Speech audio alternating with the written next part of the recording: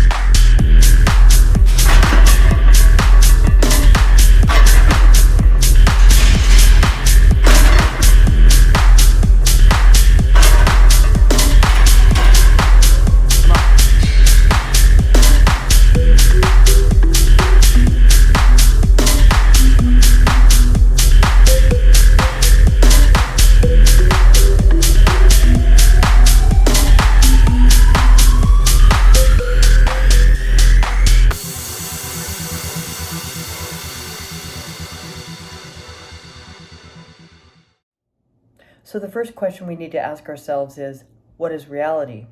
Well, the dictionary defines reality as the world or state of things as they actually exist, as opposed to an idealistic or notional idea of them. However, this definition is limited in its explanation of what true reality is. You see, most people are stuck believing that the material world defines a reality and that people who have achieved success just got lucky. This couldn't be further from the truth. The true difference between people who have achieved great wealth, success, and fame and everyone else is that successful people have discovered the formula for success. So how do we get from here to there? It's called stepping into a new reality, and it works every time if you follow these simple laws. Because people are focused on matter or the material world around them, their dreams often seem out of reach. They think, in order to reach my goal, I'm going to have to take all these steps to get from here to there. It's like standing on a corner a mile away from your parked car and thinking, the only way I'm going to get there is by putting one foot in front of the other for an entire mile. When we think like this, we are of the mindset that matter changes matter. We are essentially believing that our 3D reality is all that exists. Let's talk Newtonian physics versus quantum physics. Newtonian physics was developed in the late 1600s by Sir Isaac Newton. By the late 1700s, science had expanded on these theories, explaining how forces act on matter. Newtonian physics accurately explains macroparticles and how the universe operates. These theories can be accurately measured and will produce the same result every time with similar conditions. For example, this is how we can accurately determine how to shoot a rocket to the moon, or the speed of an object of a certain weight traveling a certain distance to the ground. Now, in comparison, the foundations of quantum physics were established in the early 20th century with the help of many scientists, namely Max Planck and Niels Bohr.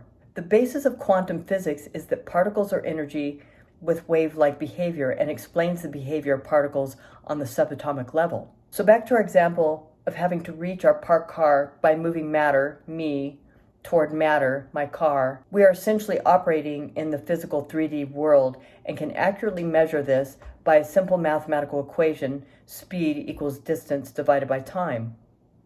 However, when we shift our focus from matter to energy, things take on a whole new concept. You see, energy changes matter, not the other way around. And if you strive all your life to change matter with matter, it will take a very long time to reach your goal or destination. When we start doing the energy work and changing our vibrational frequency, our lives begin to change profoundly. Which brings us to my next point, the most important decision you'll make all day: meditation. You see, our brain is functioning on a certain wavelength all day long, and depending on what we're doing or what state we're in will determine that wavelength. For example, right now We're having a conversation.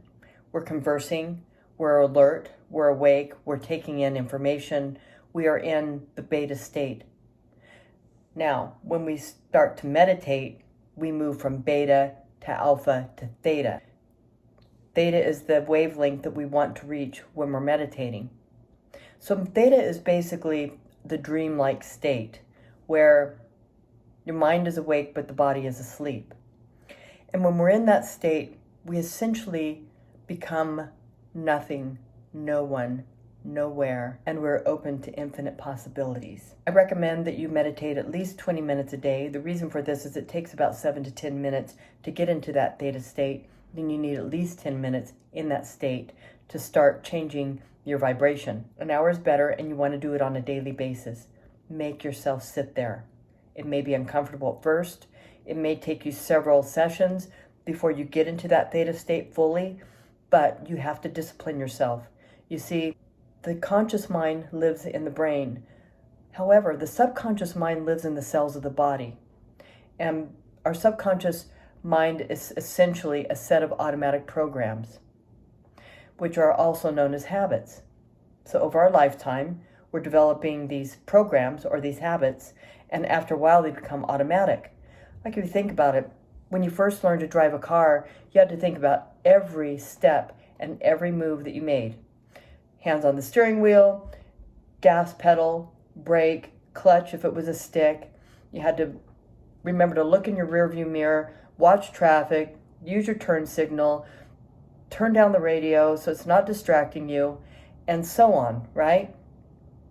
Now you get in your car and you just automatically turn it on and you drive because it's become a habit or an automatic program. Your subconscious mind knows what to do.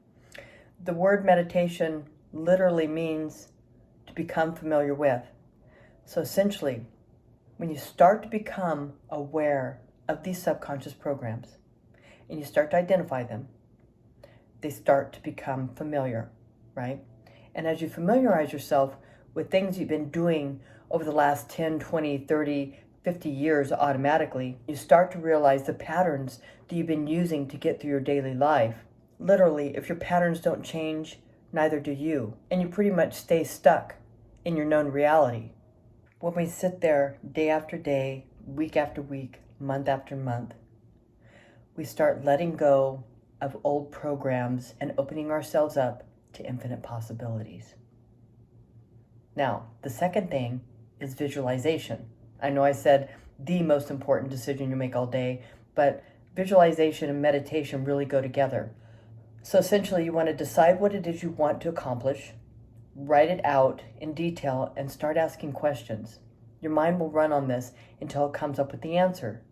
If the answer doesn't come immediately, the subconscious mind will search until the answer comes. For example, if you wanted to achieve profits of $10,000 a month in your business, start asking yourself, what do I need to do to get there? That's a pretty generalized question. What do I need to do today to start moving toward my goal of making $10,000 a month? What kind of obstacles do I need to overcome? What kind of opportunities do I need to look for?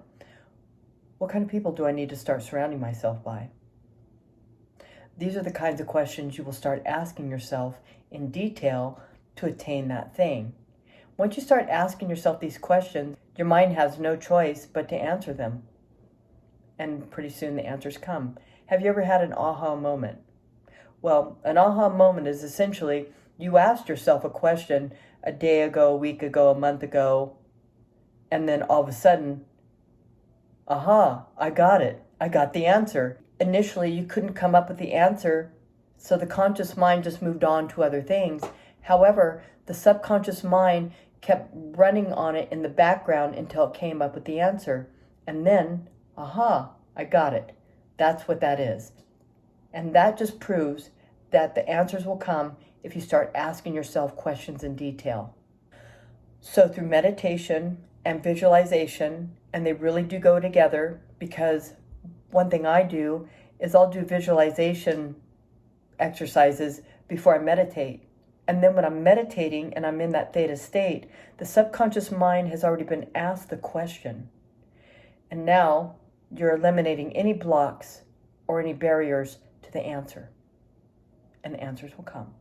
There's an institute called the Heart Math Institute, and basically they've done research on the heart and the heart-mind connection, and they've actually found cells in the heart that mimic brain cells, like about, 40,000 of these cells.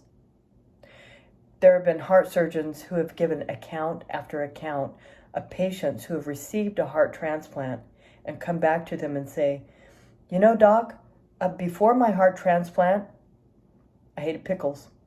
Now I crave them. Or, before my heart transplant, I was scared to death of motorcycles. You would not catch me getting on one.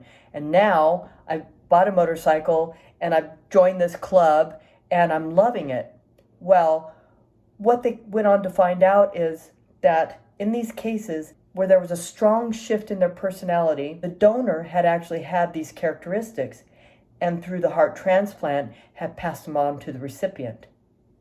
The heart is a very powerful organ, and there are some cultures who start to condition their children from a very young age in training their heart before they start training their mind. They teach them how to be heartfelt and move from the energy of the heart before they start educating their mind. What the Heart Math Institute has proven through their studies and through their experiments is that the mind and the heart are strongly connected. They essentially don't function without one another. They are essentially the same organ.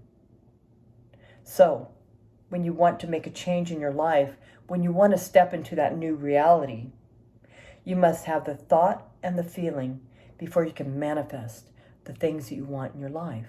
So my next important point is, to move into a new reality, you must overcome the self. Dr. Joe Dispenza says we must change our personality before we change our personal reality. Because basically, what he is saying is that you cannot be the same person and expect a different outcome in your life. You must essentially become a different person in order to have a different experience. Dr. Joe Dispenza has his own story that brought him to becoming a neuroscientist, to be doing experiments and studies on meditation and how meditation not only changes people's lives, but heals the body. You see, Dr. Joe, many years ago, back in his 20s, was in a triathlon. He was hit by a truck and severely injured. He was in the hospital and surgeons were telling him, look, we got to do back surgery because you may never walk again. But as they explained, we could do the back surgery and you may never walk again. Essentially, you're going to be living in a wheelchair. The only chance of you possibly not living in a wheelchair is to have back surgery. Well, Dr. Joe didn't really know a lot about back surgery at the time, but one thing he did know is he didn't want it. And he thought, I'm going to try and do this on my own. So he did. He refused back surgery against all odds, laid in that hospital bed, and healed himself through the power of his mind. He basically told himself, I have no choice but to get better and get out of this hospital bed and get back on with my life. And he did. Also, what he realized is, hey, if I could do this for myself, this must work for other people as well. He had a thriving chiropractic practice. He worked with athletes. He was doing very well. He sold everything, went back to school, got a degree in neuroscience, and started doing studies and programs on meditation, teaching people how to meditate and how to change their lives. So, if you want a new reality, you must become a different personality. So your next question is, how do we make this change? Well, through the steps I told you, meditation, visualization, and the details that I explained. And like I said, everything that you want is actually right there in front of you. If we start talking about the theory of parallel universes, this essentially explains that for every possibility and possible outcome in your life, there's a parallel you in a parallel universe playing out that life. And all you have to do is step into it. It's up to you. You decide which parallel you want to be, which new reality you want to start living. By the thought and the feeling, by the intrinsic belief, you have to already believe that you've already attained it to receive it. By changing our vibrational frequency, for example, let's say I wanted to make more money. By changing my vibrational frequency to that focus, to that thing, but not saying, I want to make money in the future. That's not going to work. What you must do is already feel abundant, like you've already received it. If you want that new relationship, you must already feel love before you can receive love. If you want to go to college and get a degree, you must already believe that you are that person before you can become it. A great example is back when I was planning on going to medical school. I applied for one of the hardest medical school programs that there is. We essentially took 28 to 38 credit hours per term, no summers off, and in addition to that, the last 2 years, we did our clinicals, and I myself did my internship while I was still in school. So I was doing, my last 2 years, I was doing my internship, my clinicals, and about 28 credit hours per term. I graduated ready to practice medicine. I remember already accepted to medical school, but sitting in my counselor's office, and my mom was with me, and she says, "Are those full credit hours?" And she said, "Yep." And my mom said, "How is that even possible?" And my career counselor says, "Well, it just becomes your new normal." I never ever thought that I couldn't do it. I had no idea how I was going to do it. I had no steps from getting from point A to point B. And next thing I knew, I was through the program, I was graduating, I passed my boards, and as a practicing physician. I could not even tell you how I got from the beginning to the final destination of that goal. I couldn't even tell you the steps that I took. Every single day, I just did what I had to do, and I had a vision of the future. I was very future focused, but in the present moment. Now, if I had sat there thinking, oh my goodness, I've got to go through all these steps to get through medical school, it would have seemed impossible. If I wrote it out for you step by step, day by day, minute by minute, you would look at me and say, there is no way anybody could accomplish that. But those of us who did accomplish that goal, we had a vision of the future, but we were also focused in the moment. And to this day, none of us could tell you how we got there. It was just something that we manifested. We already believed that we had it before we attained it. I always saw myself as a doctor. I told my grandmother when I was 2 years old I was going to be a doctor. Never once did it ever cross my mind that I would never attain that goal. I didn't know the steps. I didn't know how. I didn't know when. I didn't know where. I just knew. I am Victoria Munoz, CEO of Level 9 Marketing. This is my channel, Kill the 9 to 5, where we will bring you content on business, success, and personal development that no one would ever tell you until now.